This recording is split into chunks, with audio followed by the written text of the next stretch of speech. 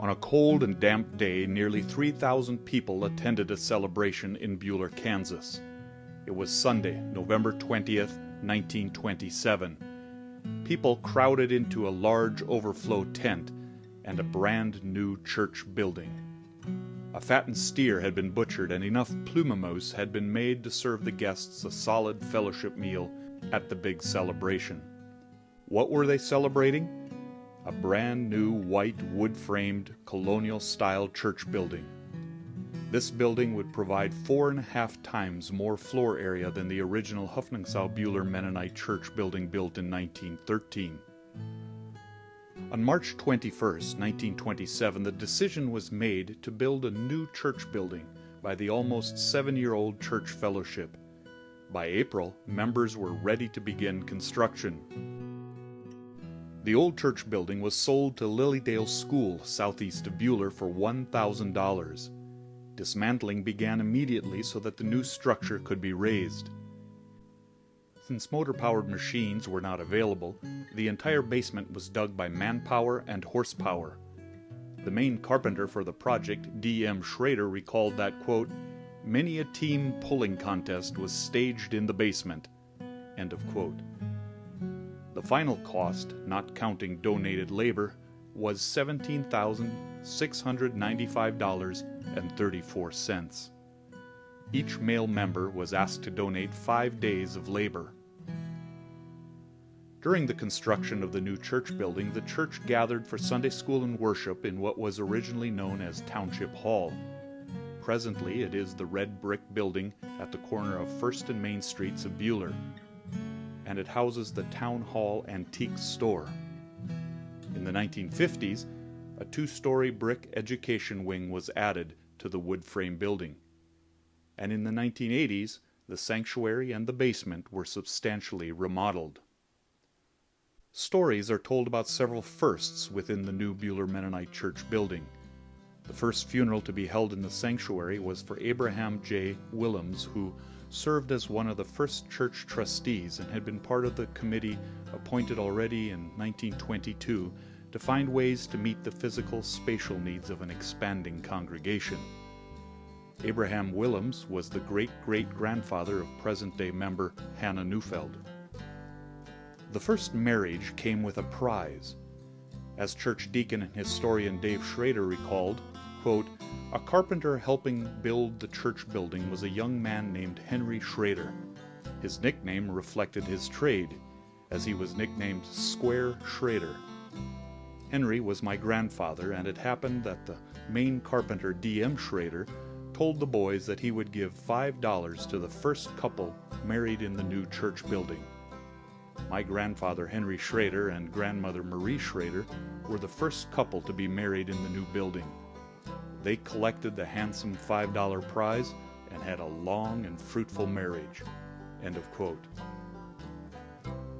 But beyond the stoic beauty of the white colonial style of the building and the events that happened and continue to happen within its walls, what does the building tell us about the people who built it and continue to worship within it?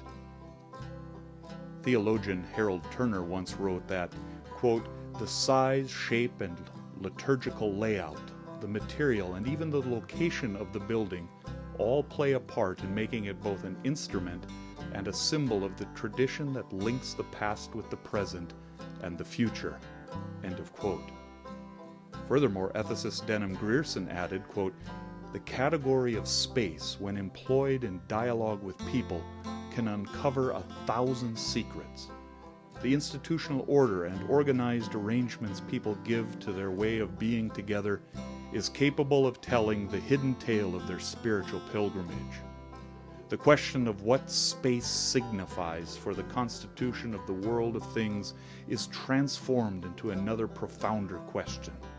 What does it signify and accomplish for the building and attainment of specifically spiritual reality?" End of quote.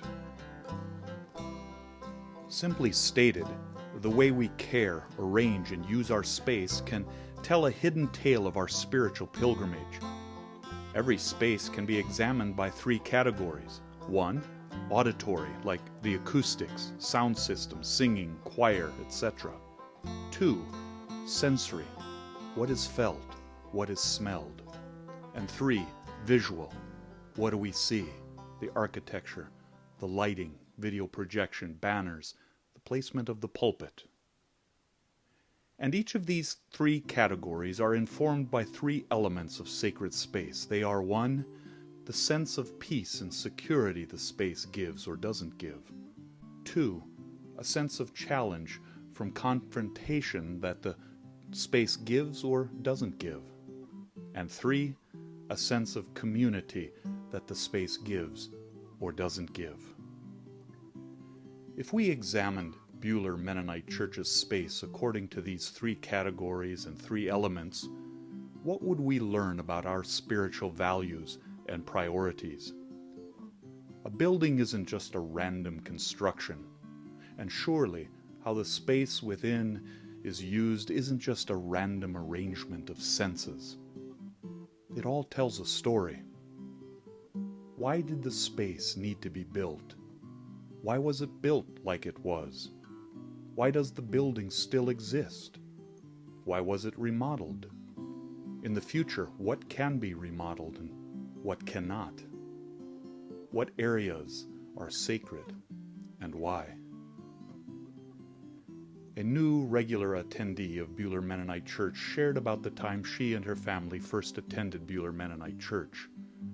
They had moved from out of state and were struck by the outward beauty of the building and were curious about Mennonites.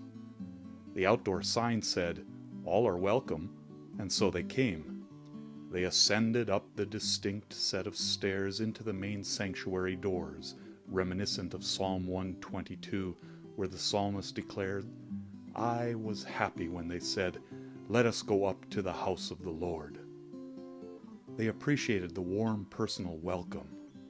But it was also the tall, bright, rounded sanctuary windows that immediately made them feel at home. The building literally made them feel at home. As you look at the physical appearance and space of Buhler Mennonite Church's building, reflect on these questions.